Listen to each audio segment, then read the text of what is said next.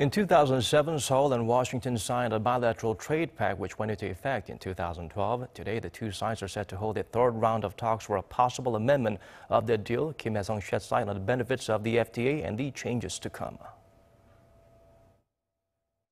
It's been exactly 6 years since the Korea-U.S. Free Trade Agreement entered into force on March 15, 2012. Annual trade between Seoul and Washington has grown by an average of 2.8% over the last 6 years. According to South Korea's trade ministry, bilateral trade amounted to $119.3 billion, up nearly 9% on year. The U.S. remains South Korea's second largest exporting country after China, accounting for over 11% of the country's total trade last year, led by petrochemical goods, vehicles, and steel pipes. South Korea is the United States' sixth largest trading partner. Imports from the U.S. amounted to $50.7 billion in 2017, led by goods like semiconductor manufacturing equipment, LPG, and meat.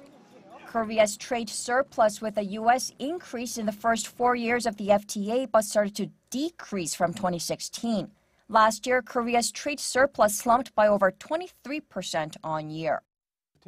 The free trade deal has been mutually beneficial. It helped South Korea enter the world's largest consumer market. Both countries' consumers were able to enjoy a variety of goods that are also cheaper. The U.S. benefited from services trade with Korea, especially in intellectual property, not to mention Korean companies' investments in the U.S. Services trade between the two countries came to $43.2 billion in 2016, with Korea seeing a service trade deficit of nearly $14 billion. But with President Trump threatening to revise or withdraw from the FTA, complaining about America's deficit, the two countries launched talks earlier this year about a possible amendment to the deal. The third round of talks is scheduled to be held in Washington on Thursday local time.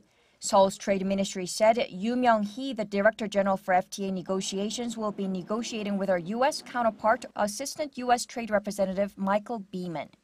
The two sides are expected to further discuss issues raised during their previous meetings like anti-dumping tariffs, auto exports, and investor-state dispute settlements, and also the Trump administration's steel tariffs, which are scheduled to go into effect on March 23rd.